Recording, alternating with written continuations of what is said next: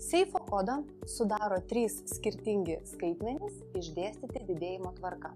Reikia apskaičiuoti, kiek tokių kodų galima sudaryti.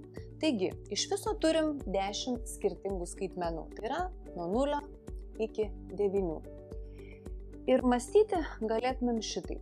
Pirmiausia, apskaičiuokim, kiek galima parinkti skaitmenų trejetų, kuriuose tvarka yra nesvarbi.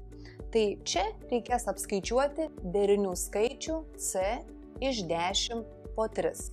Parinkę bet kurį skaitmenų trejetą, kuriuose tvarka yra nesvarbi, pavyzdžiui, 7, 5 ir 8.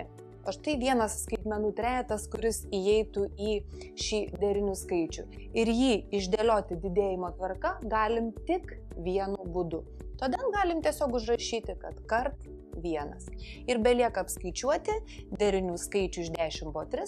Ši formulė yra valstybiniam formulyne, todėl, manyčiau, problemų neturėtų kilti.